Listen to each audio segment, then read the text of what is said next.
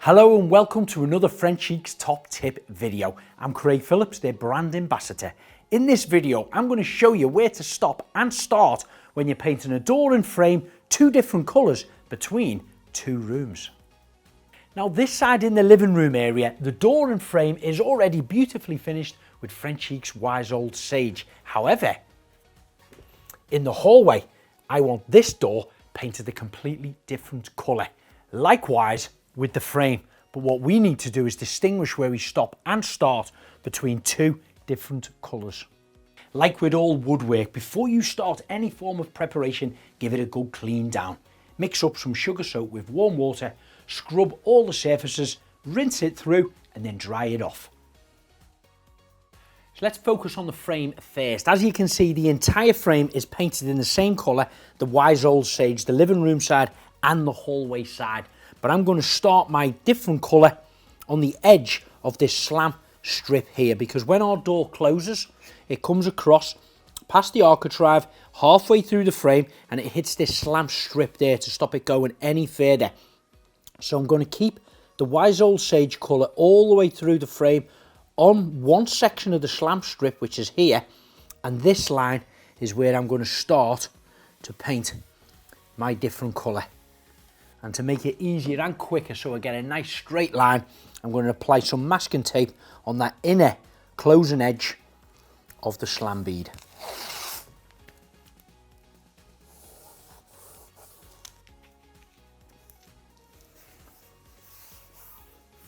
The paint colour I'm using is Victory Lane, and again it's from the Alfresco range. It's suitable for indoors and outdoors. It's very durable, tough and hard wearing, which makes it the perfect choice for all your woodwork in and around your home and garden. I tend to cover the area first, then lightly feather the paint out. I do this straight away, not applying any more or any less paint on. This helps me spread the paint evenly and adds to a smoother finish. So getting the right amount of paint on is really important, and then just slowly feather it up and down until you're happy with the first layer. Then you can remove your masking tape before the paint is dried, leave this for 2 hours under normal conditions, then it's ready for a second coat. Whilst the first coat of paint is drying on the outside frame, I'm going to turn my attention to the inside of the room. As you know, the door, the frame, the architrave is all painted in the Wise Old Sage. That's had 2 coats, it's finished and it's beautiful. Likewise with this opening edge here as well. So we've got the Wise Old Sage on here and again on this opening edge. Now, the outside of the door, this is going to be my second colour, as well as this closing inner edge along here as well. So the one colour on here and the one colour on there, which of course is going to be Victory Lane.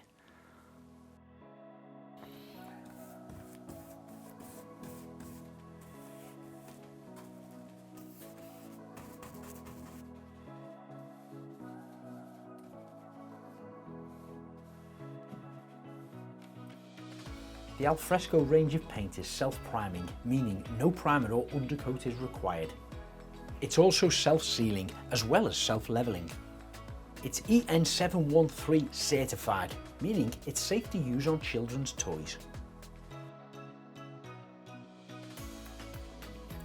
When painting these panels, I tend to apply the paint across here first and then start to squeeze it tight into my corners.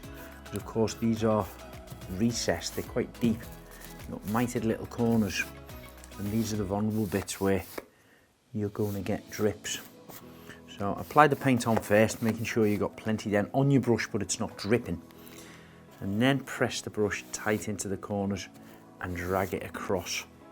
All the while you've got to be considerate, there's a little lip just on the end of here that you don't want to catch. And then press the edges of the brush tight into the corner and drag them down.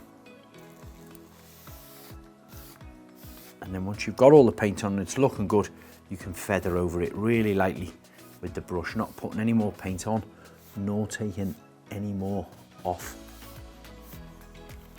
Now this particular door isn't a real wooden door, however, it does have the grain effect on there to give it the impression. So when you're painting, make sure you follow the grain and paint across the bars, up and down, or left to right, following the nature and the shape of the door.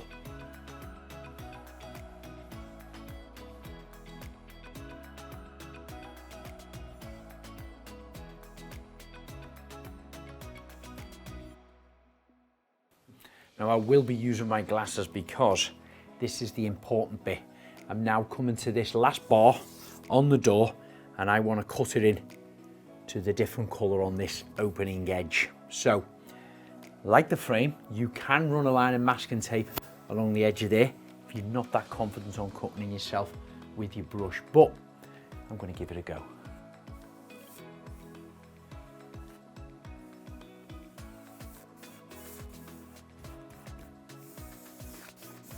So first I'm going to apply a fair amount of paint on that edge, not quite up to the edge. I'm just working my way towards it as I'm brushing up and down. And then once I have got a fair bit on there, I can then bend the edge of my brush and just start to strike that line. So the key is not to overload your brush. Just bend it, make it a little bit more rigid as you're coming across that edge. And keep feathering it as you do on the rest of the door. Now on the hinged edge of the door where it's bare wood, it's okay to go directly on there with alfresco paint being self-priming. I personally choose to go across the hinge. I know this isn't everybody's choice, but I think it looks okay. Now the paintwork I did to start with on the frame has now had its 2 hours, so it's dry enough for a second coat. I'm applying this the same as I did on the first coat, however, I'm not masking it up, I'm just cutting the edges in freehand. Now my first coat of paint has had 2 hours to dry, it's ready for its second coat. However, if this was a real wood door, a hardwood or a softwood door, do rub your hands all over it, because what you find is the first coat of paint tends to penetrate into the actual wood itself and draw the grain out a little bit, and it might feel a little bit rough. This particular one doesn't because it's an artificial door, so it's still nice and smooth after the first coat, so I can paint now directly on top of that with my alfresco paint. If your door is real wood and it feels a little rough after the first coat, don't worry, give it a gentle sand down before applying the second coat. I'm going to apply the second coat on with my paintbrush using the same method as the first coat. Then once this is dried, it's complete. If you were applying your paint on with a small handheld paint sprayer, then the paint would require diluting by about 10%. Therefore, I'd apply 3 coats on with your paint sprayer. Now I wasn't completely happy with the line that I cut in with the paintbrush on the front opening edge of my door. Therefore, I'm running a line of masking tape along there to apply the second coat. This way, I know I'm going to get a perfect sharp finish.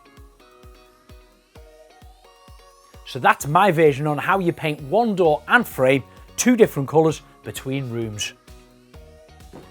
However, the jury is out whether my version is preferred or not, because others choose to paint the outside colour all the way across the slam bead, which I did, and retain it just on that little edge here. So I decided to go to the outside edge. Some people choose to go to the inside edge. So I'm going to show you both versions. So the choice really is yours. This one or this one. This or this one. This or this one. Now standing out here in the hallway with the door closed, all we can see is that beautiful Victory Lane right the way around the frame and across all of the door. None of the other colour from the other side.